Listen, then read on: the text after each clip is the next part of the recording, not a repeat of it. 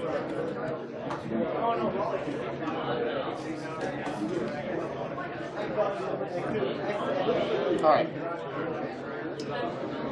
right, we're going to get started again. So this next gentleman, Tim Fowler, comes to us all the way from Asheville, North Carolina. Tim's going to be presenting When Zombies Take to the Airwaves on wireless security. He's got some awesome Wi-Fi cards that he's going to be giving away, perfect for doing wireless penetration tests. So you guys come up with some good questions and join me in welcoming Tim Fowler.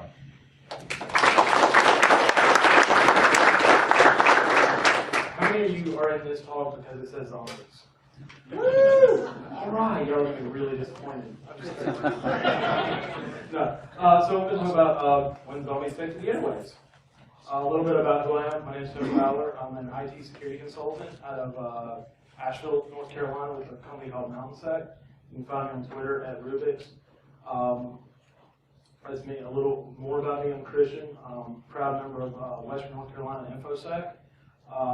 Big open source advocate. I have been thoroughly enjoying this conference because everybody is talking about open source tools, giving back, publishing your code.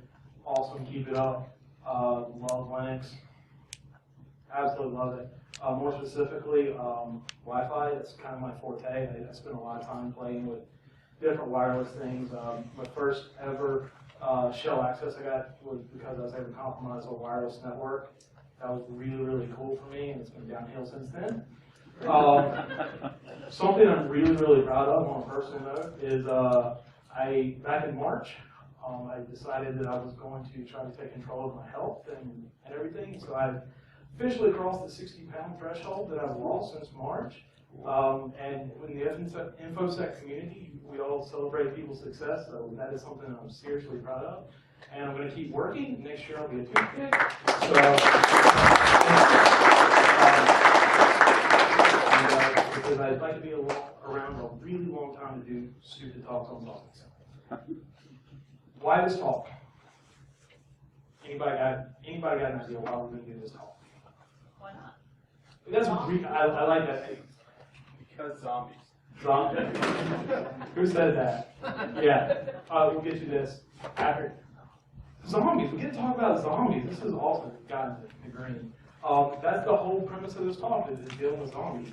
Anytime I get a chance to talk about something really, really non-traditional, I'm going to take advantage of it, especially if I can tie it into a security topic.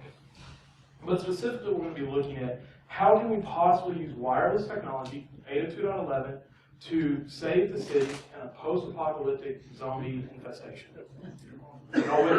This is going to be fun. It's going to hopefully be somewhat gainful information. So we've got a scenario here that we're going to kind of play out. We're going to be in Augusta, Georgia. So that'd be pretty convenient since we're all here. Everybody in this room is actually participating in this presentation right now. So we are the governing body over Augusta. We are made up of firefighters, police officers, our city administrators, mayor, everything. We are the support infrastructure for the entire city. It is our job in the next 40-something minutes to try to save Augusta from an impending zombie infestation. And we're going to use that. We're going to use wireless to do this. A few unfortunate situations. Internet, cellular, pretty much useless. In a post-apocalyptic situation, we don't have that stuff. Luckily, our fine city folks have worked to get us power. So we do have power, but the biggest threat is facing our city right now, zombies. They're coming from Atlanta, from the CDC, which is funny because I'm actually going to do this presentation again in Atlanta, which is just absolutely perfect with the CDC. So here's the pretense for this thing. We have humans, and all of the humans, we carry cell phones, we carry laptops, we carry tablets, we carry all these devices that are keeping us connected all the time. Well, what happens when one of those the human beings becomes infected? We now have zombies with cell phones, which, for the most part, zombies can't really use cell phones. They can't update Twitter, they can't update Facebook. Unfortunately, I mean, that'd kind of be cool if they could. But for the pretense that we're dealing with really dumb zombies, if we any zombies experts in here, if so, we can argue about it afterwards, and we'll both be wrong. So don't worry about it. I will argue my point. They can't use smartphones, but we can use their smartphones, and we can use them against them. But we also can use the human being smartphones to help defend and protect the city. And we're going to look at 3 primary points that we're going to hit on today. The first one's going to be information gathering. Information is one of the most critical things in any kind of situation. Being able to make a decision, you have to have proper information. You have to have proper data sources. Otherwise, it's just good luck. We're going to look at trends in forecasting, how we use the information that we gather. We're going to make predictions based off that. And lastly, and it's probably really the most important, in my opinion, is going to be communication. And the communication is a result of the information, the trends and the forecasts that we make as a group. Then we have to communicate that to the masses, and then we have to start the whole process again. We have to start gathering information. How does our communications work? Were they effective? Are people doing what we asked them to do? Are they not doing that? Which then it creates a cyclic thing. So the first one's going to be information gathering. And one of the key things with information gathering from a wireless perspective is that we have to kind of change one of our thought processes, and it's really, really simple. So in most wireless environments, let's say there's a mesh network, a citywide mesh network in Augusta, which Augusta should really work on. Just look what they're doing in Austin, you'll see the benefits of it. But we're going to assume that we have that today.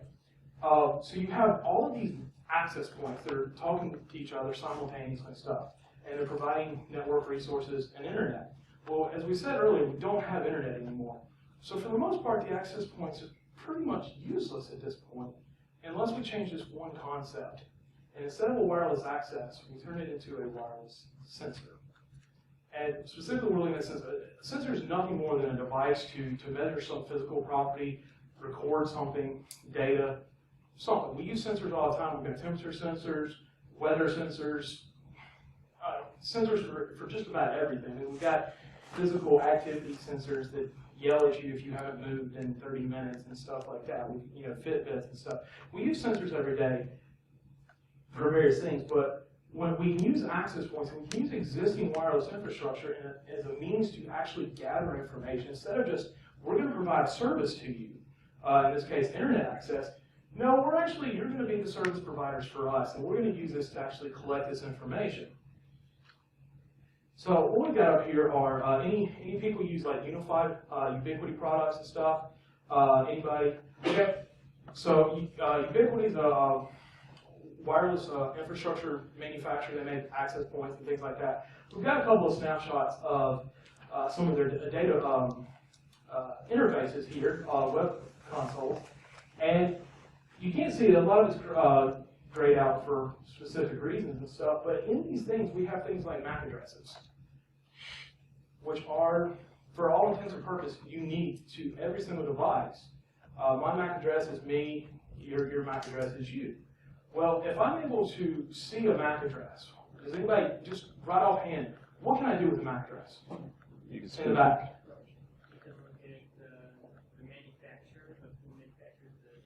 I can see the manufacturer. Anything else? Spoof it.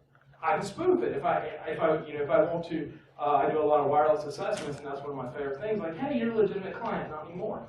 And so we have that ability. But the thing about it is the MAC address of our devices, for all intents and purposes, that is the identifier of that device. It's what determines what that device is. And because they're unique, it's easily able to distinguish your device from my device. But from that, because we have a unique data point, now I can use that unique data point and watch as things happen. I can watch as it moves from access point to access point. I can look at specifically the kind of data that's coming out of it to see, is this MAC address in active use? Real simple. What is the bandwidth? On the far right side, these are actually bandwidth usage for each of these MAC addresses. Hey, this person is using, they've used like 4 megs of data. This one's not really doing anything. It's just sitting there. So we have all of this data. This is basically what I classify as wireless metadata that for the most part we don't use. I mean, I will use, from a defense standpoint, I use MAC addresses and all to I'll filter them out, block access MAC addresses, things like that. So I use it, to try to keep my network clean and stuff like that. But for the most part, we don't actually use all the information that's provided to us. But in the zombie apocalypse that we're facing, is we can actually use this information in so many different ways. Any Cisco wireless system people here. I haven't dealt a lot with Cisco wireless. So this is a really cool map. This is a combination overlay. We've got heat maps. But specifically, all of these little callouts that you see, these are unique identifiers, MAC addresses, and where they exist within this building. Well, guess what happens when that MAC address moves? When you walk from one side of the room to the other. It moves. I can see that in real time. So the premise here is that in the zombie apocalypse, we're all going to be carrying these devices. I'm going to be able to, we collectively actually, we're going to be able to look into all of these sensors that we have. We're going to go, all right, we can see a bunch of people here. We can see a bunch of people there. There's nobody over here and stuff. And we're going to be able to look at these population densities. So the first thing out of the gate, we're going to get a snapshot of where our population is, because we don't have to rely on them to actually connect to this network. One of the beautiful things about wireless devices is that we're all the time probing for networks. And so as long as I can capture a probe, I have your MAC address, then I can track that. Even if you're not connected to my network and you walk over here, your device is looking like, hey, where's Bob's home network? Is it here? Is it here? Is it here? I can see that data. We can capture that. We can then put it into a system that allows us to actually analyze going, all right, we're seeing we've got a huge populace right here, very dense, and then we've got almost nobody here. We've got a few people over here. And then in a few minutes, we can take another snapshot of the entire system and go, well, we're starting to see movement. These 5 devices, they're now on this access points, so they may be a block or 2 over and stuff. So we're starting to be able to just use these unique identifiers to actually start to quantitatively build out what's really happening. We're able to actually see movement. It's a core managed GPS system is what it really is. But it actually works really, really well. And not only can we look at like population density and stuff and the movements, but now so we've got MAC addresses. We can see where they were located. We can see where they're located now. But now we can add that to let's see if anybody's using their cell phones. Because what's going to happen when somebody gets infected and they're now a zombie? What's going to happen to their cell phone? They're not going to be using it anymore. Well, what does that do? All the data flatlines. You're still going to have data because all of these email applications, messaging applications, all of this stuff. Because remember, we do not have cellular, so they're going to be trying to find our devices are going to be trying to get some form of communication out. You're going to start seeing little spikes of traffic, but they're going to be very consistent, probably 10, 15, or 60-minute intervals. It's going to become really, really easy to determine, hey, this guy was trying to do something. He was trying to do something on his phone, and now he's not. 2 hours later, it's continued to baseline. Guess what? Bob's not very healthy anymore. He's a zombie. And so what we can do is, so now we have unique identifiers. We're able to see the population density. We're able to see the population flows as their migration and movement. And now we're actually able to look at the data usage going, not only can I determine fairly accurately what the zombie population of this subset is, but as well as the human population. That we just, in that small scenario, we gain so much vital information that can help us make decisions. Because if we have a large populace over here, but there's nobody over here, I mean, there's no zombies, there's no nothing, well, where would we try to get people to navigate to? We want them to go to safety. And we can see this snapshot going, we have safe zones within our cities. that we can then try to get people to safety. This is one of my favorite info that we've got. This is a map that a gentleman named Brendan O'Connor did. He did a talk at Black Hat, I believe Black Hat last year, dealing with creepy doll and F-bombs. I encourage you to look that up. But what this is so he simply had a sensor. It is a Raspberry Pi based sensor with a couple of wireless adapters and stuff. And all he did, put it on a bicycle with battery pack, and he rode down the street. Every single one of these points are unique devices that he found on the network. Or just not on the network, but just over the air. Nobody connected to him or anything like that. He was just able to grab this simply out of the air. So he's on a mobile sensor. But what if these sensors are stationary and the targets are moving? You can easily see is if you're walking through this, through the visibility of these access points or sensors, we're going to pick you up. And we're going to be able to see these movements. And this is a real world example here of where we were actually able to track human beings. And each of these are tied to a specific device. If you've got multiple devices on you, anybody here have to carry 2 cell phones, the work and then your personal? Yeah, now I've got 2 pieces of information where I can truly track you because there's commonalities between those devices. Yeah, so this is a little bit about the DIY stalker boxes. This is Creepy Doll and F-Bomb. Like I said, I highly encourage you to look at this. For about $500, you can create a sensor network of 10 nodes to do exactly what I'm talking about. To be able to capture this information, to put it in a form that you can actually assess this, make assumptions, try things out. It's a really nefarious way of tracking somebody. Thus far, it's legal because it is over 2.4 gigahertz. It's an ISM band. There's no license. There's no regulations on it. Probably won't be very happy if you get caught doing this, but it is technically legal. Anybody remember Snoopy Drone? The guys at Sense Post, I think 2012 DEF CON, they created this drone that was doing the same thing. They created the Snoopy framework that captures all of this data. That it's looking for MAC addresses. It goes as far as looking for like SSID probes, which means it's personal identifiable information. If I have your MAC address and I find a couple of SSIDs that you are broadcasting, then I have the ability to pinpoint your primary geolocation. So even if you're not from Augusta, but you're here, I can figure out what's fairly good actually where you live, based off those SSIDs and some public databases and stuff. And they were just harvesting this information directly out of the airwaves. Trend forecasting is really where we get. So we have a lot of data. We've got zombies moving like crazy. The whole purpose of a zombie is to feed and survive. I think we can agree on that. So we're able to look at, make predictions of migration. Typically, I believe in my research of watching Zombieland and World War Z and Walking Dead and Shaun of the Dead and stuff. Legitimate research for this project. It's so tough, especially when you watch the director's cut. It gets so many hours. They typically hoard, and they move in hordes, and so it's not very rarely dealing with one. So you can look at it very much like animal migrations.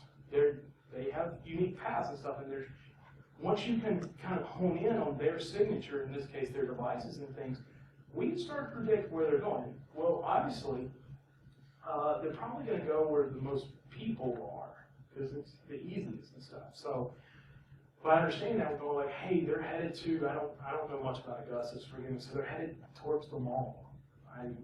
Zombies at the mall, that'd be fun. But that could be a practice. I mean, zombies don't know, but there's some basic instinctual things that's going to happen. You've got to treat them pretty much like animal instincts and stuff. They're probably going to do a pack mentality, and so if we go after a bunch of people, the big fat people like myself, we're screwed, because y'all are going to run, and I'm still going to be left behind, and I'm going to get attacked, and the zombies are going to be happy, and it's all this stuff. But if we're able to properly forecast and make these predictions based off the populations, based off the movement, based off the data trends and stuff, then we can actually go, hey, we can actually start to step up our game. We're not just going, dear Augusta, we're sorry. Good luck. We can go, we've got a plan, we're going to try to get you to safety and stuff. What we've got up here is several different migration and prediction forecasts we've got in the bottom right. Anybody recognize that? What that one is? Hurricanes. It's hurricane predictions from 2013 with percentage going, hey, guess what? This is where they're going to go. They were wrong, but at least they made predictions and stuff. Weathermen, I mean, is it going to snow? 50-50. I mean, yeah, it's September, so it's probably not going to snow, but I can say there's 50% chance of snow, and I'll be right 100% of the time. So predictions are, you know, kind of, but at least we have some data to make these predictions off of. We can model things. The top right, anybody guess what that one is? It's for an adapter. Yes? Yes. It's seismic. I'll get to this. Yeah. This is a seismic prediction. Well, how did they come up with this seismic prediction? They collected data. They go, hey, we've got a bunch of seismic sensors, and they collected this data over time, and they go, hey, this is most likely the hot zone. And so we're able to use the same thing to create forecasting stuff. We have migrations up here. These are some kind of rare bird from Asia. It just looks like a cool one. But in the top left, the bottom right is just birds in general and the types of birds and stuff. Well, all this stuff is data over time. And that's one of the problems that we're going to have in the zombie infestation. We have to get the data fast. And we have to be able to act on it fast. You know, 8 hours into the zombie apocalypse, I think I read some research into the zombies that like 30% of the population will at that point be infected within 8 hours in a given urban environment and stuff. That's crazy. So we've got to be able to act fast and stuff. Which takes me to another point with this wireless stuff. Up until this point, we've been assuming that we started doing this at patient 0. When in reality, we've probably been doing this for years. We've probably had these data sensors, wireless sensors, access points, cataloging all this data, looking at the baseline traffic, being able to follow movement and stuff. Because if we had done that, it would be really easy to make these predictions. Whereas if we're doing it just right now, day 1 or 0, we're making a lot of guesses and stuff. This is the really, really big thing that everything up until this point in the zombie apocalypse scenario that we've got, it all culminates into this one topic: communication. So we have data, we know where they're at, we know where they're moving, we can predict how fast they're moving for the most part. You know, just divide by the time it takes from access point, the distance traveled, and there we've got some quantitative data there. What good does that do us if we cannot communicate? We don't have cell phones. The internet's basically broken. So what do? How do we solve this problem? Guess what? We can use wireless. It helps a lot. Specifically, any ham radio guys here? Okay, you guys in a post-apocalyptic situation will be my best friends. Okay, I love you guys. And we all should, and there's several reasons, because ham radio guys, they're for the most part, they're absolutely awesome. But I mean, for the most part, ham radio was designed for emergency situations. Like, that's their bread and butter and stuff. These guys are going to have communication systems that are going to allow us to talk. First of all, we're going to be able, we said Airwaves, so I'm not just using 802.11. They're going to be able to actually talk. They're actually going to be able to give audio instructions, vocal instructions to people, like turn on the radio and like, hey, run. I mean, it's pretty simple, but run. Just run.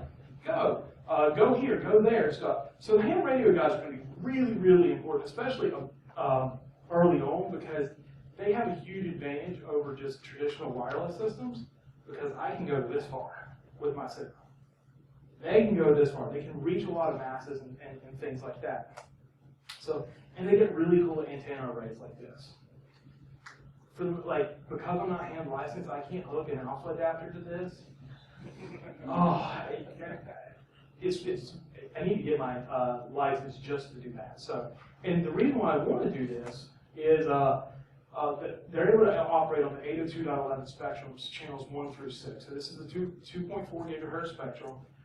They can operate that, which is awesome because now we have an overlap of systems. So we've got the ham radio guys that are able to talk over like 900 megahertz and all these other different channels and stuff. But now they can actually use our device communication spectrum as well. So now we can set up stuff like IRC, can broadcast, people can actually connect to our sensor network, and we'd actually be able to give them instructions. They'd be able to give real-time feedback.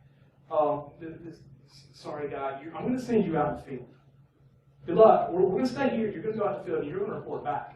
You're going to be able to utilize some of this stuff over ham radio, and specifically the 802.11, those first 6 channels, so that we can actually set up additional communication means. So we can start actually rebuilding the infrastructure while we're doing this. So we can actually have our citizens stuff start reporting back into. Imagine if as a citizen, if you just pulled up your cell phone and you opened up the browser and it automatically just took you to a web page that had instructions. We can do that easily with this infrastructure that has actually survived and will most likely survive the post-apocalyptic situation, because ham radio guys are a little weird and they're protective of their stuff. And they fear EMPs and all this other stuff. They're gonna be our best friends. I made friends with a ham radio guy. I made friends with ham radio guys because of this. You probably can't read it, but this is a little excerpt from Wikipedia, specifically dealing with the FCC regulations on 802.11g in terms of the ham radio people. And if you can read the very, very last line, it says the maximum allowable output power is 1,500 watts. Does anybody realize how much 1,500 watts is? You can reach out and touch somebody, but I can't.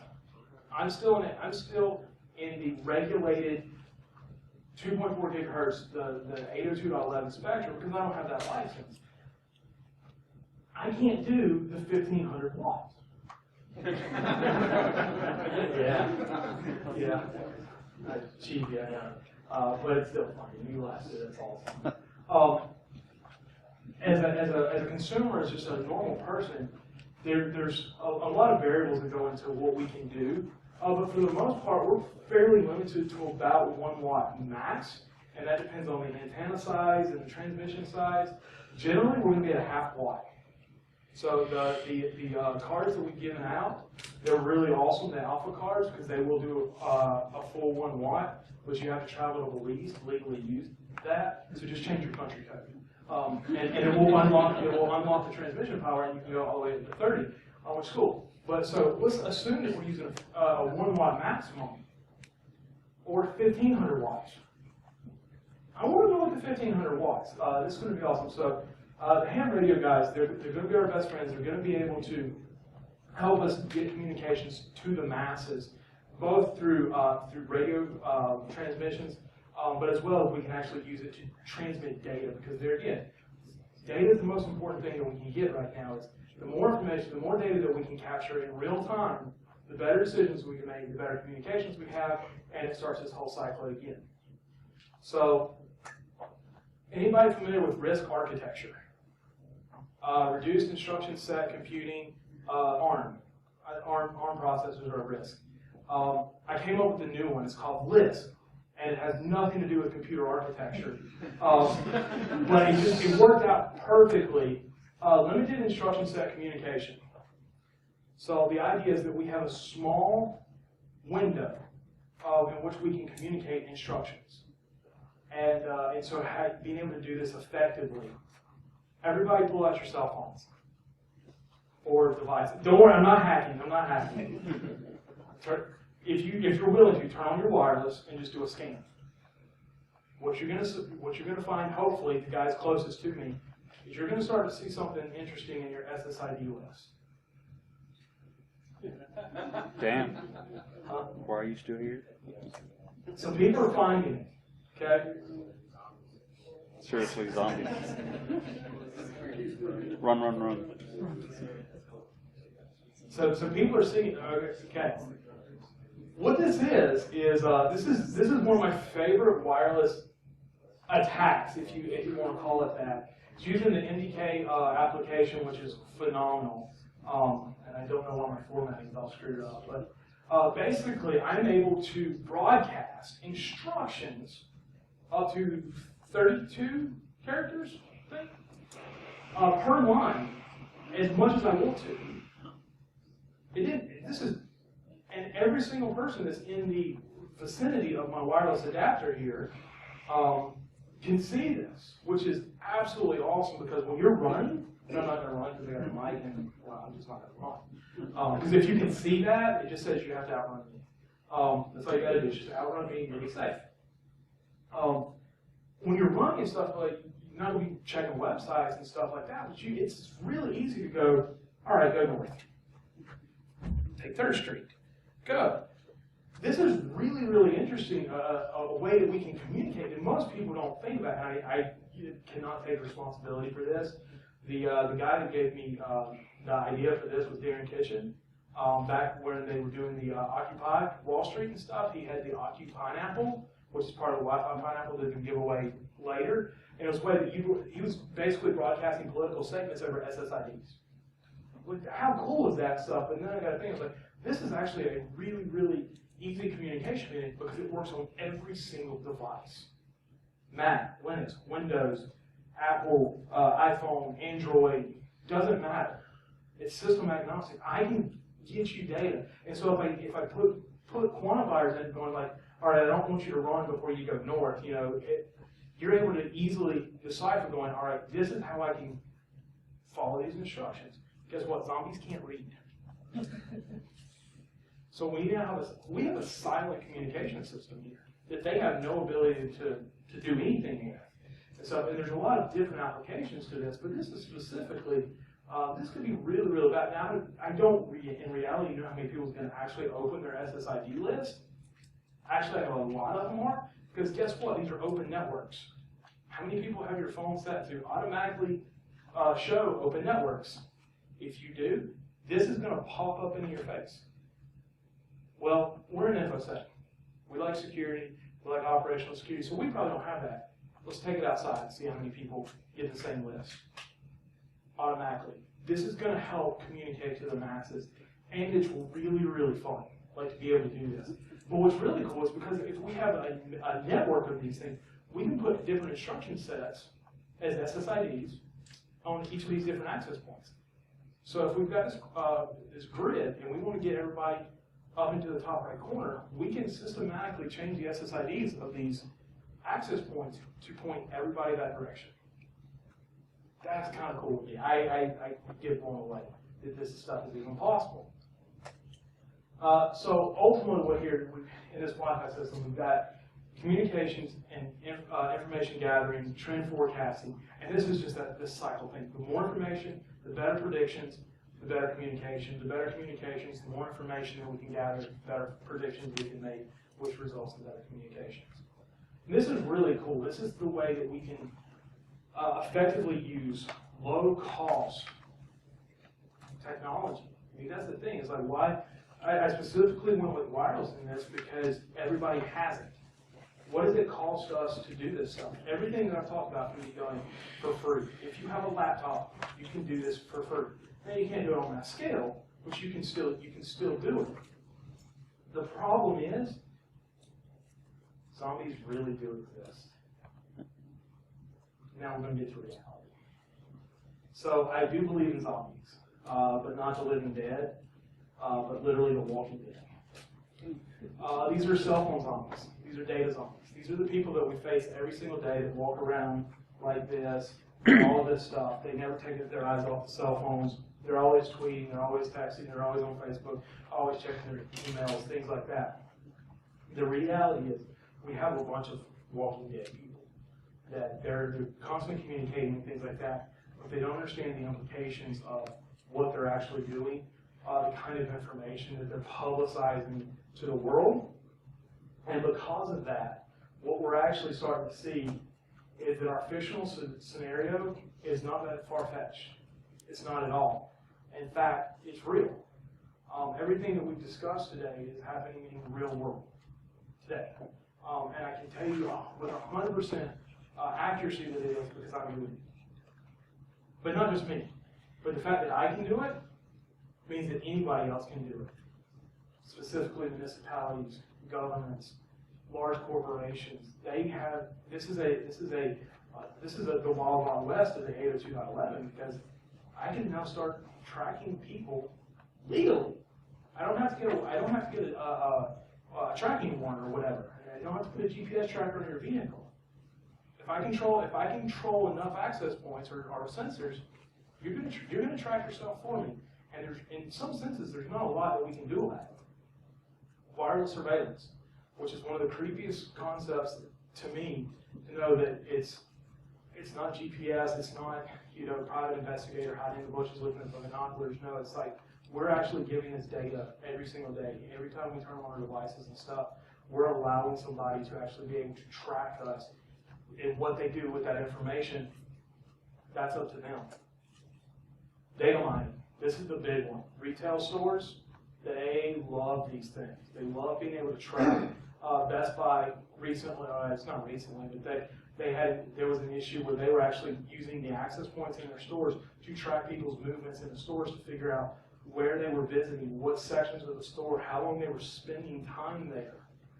Well, that data has direct value. That data is financial value to them because they're able to go, hey, this section, our home goods section or whatever, we're just not making money, what can we do and stuff. So then they make these predictions, they make these changes, they communicate new things to the clientele, and all of a sudden sales go up. Amazing, it's just a little bit of data that was coming out of smartphones. So data mining is a really, really big one, I would say, but more specifically is trend forecasting. We're able to predict not only the type of shopping habits that you have, how long you're going to spend in a store. I can tell you when you're going to come back to the store. I can tell you which coffee shop that you love to visit because you're broadcasting that SSID and it's unique to 2nd Street in Augusta. It's the only one in the world. Guess what? You visit that coffee shop. It's really easy to extrapolate from basic information that we're providing of our devices, this comprehensive profile of all of your activities and things. And I'm not the only one that kind of finds this interesting. There's some major companies. Anybody heard of Euclid? I had not heard of this company until I started doing this research. And actually one of my good friends, Michael James, one of his blogs that he sent me actually pointed me to this specific company. And I loved it because some of the wording that they actually use on their website is just absolutely horrifically terrifying for me, and it puts the biggest smile on my face. Euclid shows how your customers shop. Euclid senses how smartphones flow through the space and how long they stay and how often they return. That's pretty explicit. There's not much gray area there as to what they're doing. They're tracking us. And what's really crazy is they're tracking us with cheap off-the-shelf devices. And they're doing it for low cost. They're using open source tools to do this stuff, and they're making tons and tons of money doing this. They're using our data, our movements, our activities to control the zombie horde. We're ultimately the zombies. We're the ones that they're actually trying to monitor when we take to the airwaves. This is another one. Smartphones send out short pings as they search for Wi-Fi networks nearby. These pings include the phone's MAC address, a unique string of letters and numbers, signal strength, and non-personal identifiable information. That's a lie. Because these pings that they're talking about are probe requests, either to a specific SSID or now they've started going to broadcast. But I can determine, if you broadcast or send a probe request for Tim's home network, that's personal identifiable information. Okay? Now, what can I do with that? That may be a different question, but the fact that that gives me one just little bit of information that I may be able to use later against you And there's nothing keeping these companies from doing the same thing because they're collecting non-personal identifiable information. Yeah, they may actually be, but the next guy may not be. This is my favorite infographic that they have, and you can just look at it. And this is their whole process. They look at how frequent you visit, how you pass by location, look at foot traffic versus customer traffic. This is huge. Anybody working in the retail industry at all? If you ever, one of my first jobs was working at Target. This information is gold. Being able to work on your conversions and things like that, get your sales up and stuff like that. This is huge, and people are actually doing this. iPhone users, be honest, raise your hand. I mean, who went and pre-ordered an iPhone 6 or 6 Plus? We'll talk later. Okay, so this is actually a little bigger deal than most people realize. Apple came out before they released one of their iOS 8 previews that they were going to implement a feature that randomizes the MAC addresses when you're scanning for these networks to help mitigate some of this. Now, their implementation is completely broken. It doesn't work. Good try. But when you've got entities such as Apple that's going, this is starting to become a problem. That people are actually going, they're exploiting the fact that we always have these phones to get this information out of us that they're using for seemingly legitimate purposes, beneficial purposes in terms of growing sales, and it helps grow the economy and stuff. It's just as easy to go to the other side of the equation. This was cool. So this is a wireless device heat map from the Boston Marathon in 2010. This was cool for me to go. There's some company out there that's actually going. We're looking definitively at how many people in the population of where people are at in these major events and things like that. And I'm going. If they're doing it, who else is doing it? If a corporation is doing these things, hypothetically, could there be somebody else that is doing this? Guess what? I don't have to have Congress's approval. I don't have to have any legislative authority or anything. I can do this for free. Nobody at this point can stop me. And if I can do it, everybody else can do it specifically. And that's really the scary thing. Is, while I love wireless, I think inherently it's broken. And that we're going to have to work really, really hard to fix and try to mitigate a lot of this stuff. And it's only going to get worse as we go through and add more and more and more and more devices. I was working on a network assessment just the other day where last year they had about 400 devices. This year they have 1,200 devices on the network that are bring your own devices. That's outside of trying to support that. God bless their hearts.